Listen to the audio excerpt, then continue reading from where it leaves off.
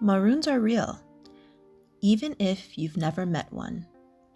You might be wondering what a maroon is, so I'll tell you.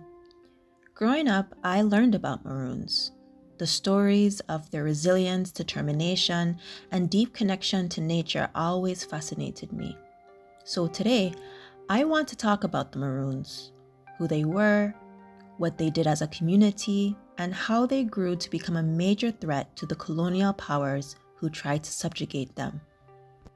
Maroons were Africans who escaped slavery on plantations and formed independent communities across the Americas.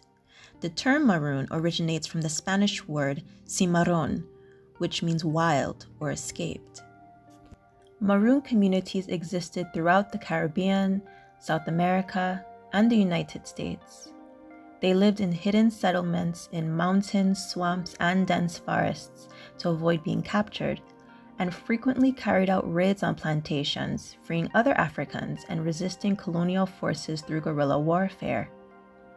In some regions, Maroons had alliances with indigenous groups who taught them how to live off the land and survive. Maroon communities preserved African languages, spiritual practices, music, and social structures, while incorporating both indigenous and European influences. Colonial governments viewed Maroons as a major threat and made multiple attempts to use their militaries to destroy the settlements. There were some Maroon groups like the Saramaka of Suriname who were able to secure treaties with colonial powers and maintain their distinct culture to this day. I really enjoyed the stories of the Maroons as a child. The kind of conviction it took to rebel in a society that tried to force them to accept a system that was so wrong and backwards required so much courage. I'm glad their descendants still keep the culture alive, and I hope that they continue to take pride in the history of who they are, because what their ancestors had the courage to do was amazing.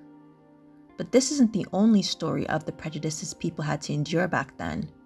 Here is a video about the one-drop rule and how it was used to tear down entire communities in the United States.